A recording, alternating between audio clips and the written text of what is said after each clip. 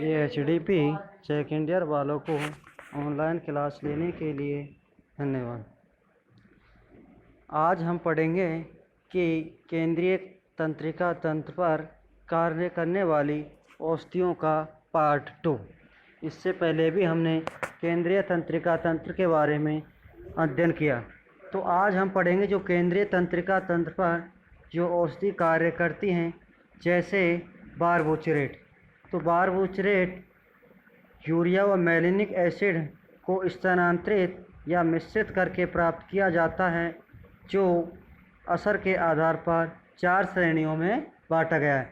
यानी केंद्रीय तंत्रिका तंत्र पर जो विभिन्न तरह के बारबोचरेट होते हैं, वो उनको 4 श्रेणियों में बांटा गया है कि 1 घंटे पर, 2 घंटे पर या 30 मिनट पर, यानी कौन कौन सी बारबोचरेट औषधियाँ असर करती हैं।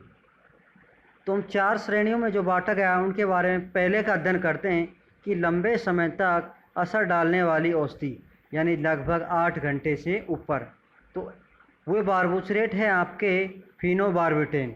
यानी कई बार आपसे पूछ लिया जाता है कि 8 घंटे के ऊपर या 8 घंटे से ज़्यादा असर डालने वाली बारबोचरेट औषधि खाली जगह होती है, तो आपके हैं फिनोबार्बिट्रेट या बार्बिटोन।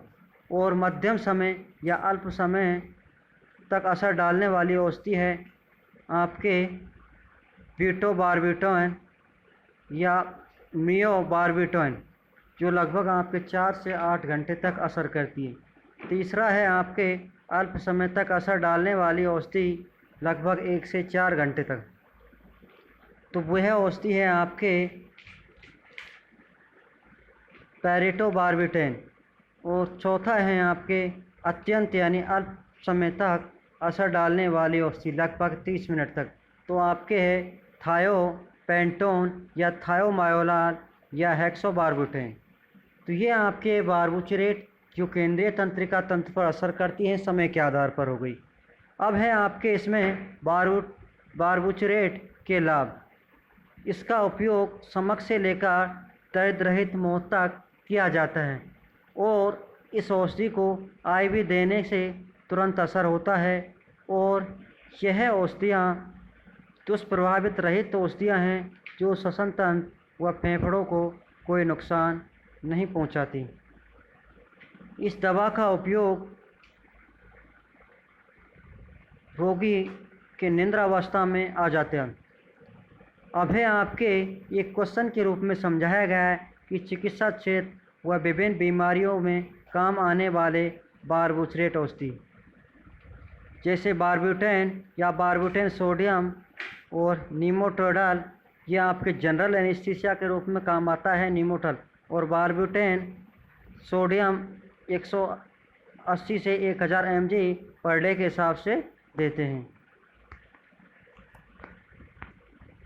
अब है आपके अगली जो टॉपिक है आपका, या अगला पॉइंट है आपका कि एल्कोलॉइड्स नारकोटिक्स, यानी एल्कोलॉइड जिनमें पाए जाते हैं, जैसे पादप जनित औषधियाँ होती है उनमें विभिन्न तरह एल्कोलॉइड पाए जाते हैं जो केंद्रीय तंत्रिका तंत्र पर विशेष रूप से कार्य करते हैं। जैसे अफीम, हिंदी में इसे ओपियम कहते हैं, जिसका वनस्पतिक नाम है पेपेवर सोमनिफेरम। अफीम एक पौधा होता है जिसमें नीले रंग के फूल आते हैं और फूलों से डोडी बनती है। वो डोडी है उसके ऊपर खोल में चीरा लगाकर उसमें दुग्ध निकलता है। दुग्ध धूप के कारण गहरे भूरे रंग का हो जाता है, और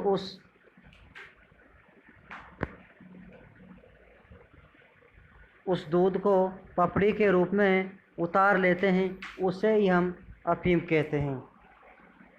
अब है आपके अफीम उत्पादक जिले, यानी अफीम सर्वाधिक कौन कौन से जिले में पाया जाता है। जैसलमेर, बाड़मेर, पाली, चित्तौड़गढ़, प्रतापगढ़ आदि क्षेत्रों में अफीम उत्पादक क्षेत्र माना जाता है। अब इसका उपयोग पशु चिकित्सा क्षेत्र में निम्न तरह किया जाता है, यानी CNS के आधार पर भी किया जाता है, और इसका उपयोग डाइजेस्टिव सिस्टम रेस्पिरेटरी के रूप में भी किया जाता है। जैसे पुलविस ओपीएम बनाने में यानी पाउडर बनाने में। अगला उपयोग है आपके ट्रेंचर ऑफ ओपीएम बनाने में और ऑइंटमेंट ओपीएम बनाने में। डाइवर्स पाउडर बनाने में इसका उपयोग किया जाता है। स्थानीय दर्द निवारक में अफीम का उपयोग किया जाता है और इसका उपयोग बिना नींद उत्तेजना दूर करने में किया जाता है। डायरिया में भी अफीम का उपयोग किया जाता है। सूखी खांसी यदि पशु अथवा मनुष्य में है तो भी अफीम का उपयोग किया जाता है। उल्टी रोकने के लिए भी अफीम का उपयोग किया जाता है और एंटीडोट के रूप में भी अफीम का उपयोग किया जाता है। अगला है आपके पादप जनित जो नारकोटिक्स के रूप में औषधि है मॉर्फिन। ये अफीम का ही रूप होता है। अगला है आपके कोडीन। कोडीन चिकित्सा में मुख्य रूप से कोडीन फास्फेट के रूप में काम आता है। किसके रूप में? कोडीन फास्फेट के रूप में काम आता है।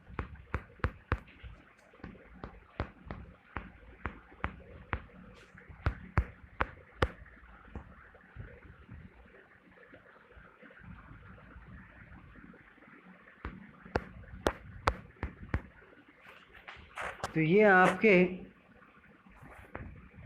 कोडीन तक जानकारी हो गई जो आपके विशेष रूप से पशु चिकित्सा क्षेत्र में काम आते हैं। तो अगली है आपके कैनाबिस। कैनाबिस इसे हिंदी में गांजा कहते हैं जो नारकोटिक के रूप में काम लिया जाता है।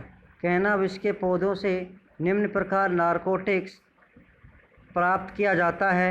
यानी ये भी आपके एग्ज़ाम में या आपके ऑब्जेक्टिव टाइप क्वेश्चन में कई बार पूछ लिया जाता है।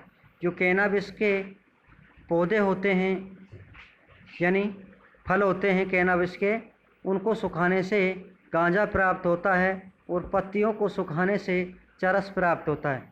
और कैनाबिस की जो ताज़ा निकली हुई हरी पत्तियां होती हैं उनसे भांग प्राप्त किया जाता है, जिसे हम हरा कशीस के नाम से जानते हैं।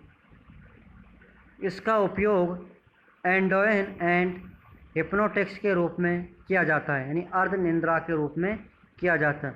और इसका उपयोग टिटनेस रोग में किया जाता है। जनरल एनेस्थीसिया के रूप में कैनाबिस का उपयोग किया जाता है। अगला है आपके कोकीन। यह एक साइथेलियम स्पम प्रजाति से होने वाला एल्कोइड है जिसका उपयोग पशु चिकित्सा में नहीं के बराबर किया जाता है। अगला है आपके नक्स भूमिका। इसको हिंदी में कुचीला तथा पोइजन नट कहते हैं। यह स्ट्रक्चर नक्स भूमिका नामक पेड़ के बीजों से प्राप्त होता है, जिसमें मुख्य रूप से साइथिन नामक 1-2% एल्कोइड होता है। और नक्स भूमिका के सूखे बीजों को नक्स वेमिका कहते हैं। अगला है इसमें उपयोग है आपके नक्स भूमिका का उपयोग पाउडर बनाने में, टिंचर बनाने में मुख्य रूप से उपयोग लेते हैं। और इसका उपयोग आंतरिक रूप से पाचक रसों को स्राव बढ़ाने में किया जाता है और आंतों से गैस बाहर निकालने में किया जाता है। एक्सपेक्टोरेंट के रूप में भी इसका उपयोग किया जाता है। अगला है आपका स्टेक्निन। यह नक्स भूमिका के बीजों से प्राप्त होता है। स्टेक्निन का उपयोग औषधि के रूप में HCl के रूप में काम लिया जाता है। इसका उपयोग नक्स भूमिका जैसा ही है। अगला है आपके किस्तूरी। यह एक काले नरवृक्क की नाभि में ट्रिटियल फॉलिकल के स्राव होता है जो सूखने के बाद किस्तूरी कहलाता है। किस्तूरी का रंग दूधिया जैसा होता है। बाद में लाल खूनी दानेदार तीव्र गंध आने लगती है। तो इसका उपयोग पशु चिकित्सा क्षेत्र में दौरे पर जाने में किया जाता है और कार्डियक स्टिमुलेंट में भी किया जाता है, पेट दर्द में भी किया जाता है।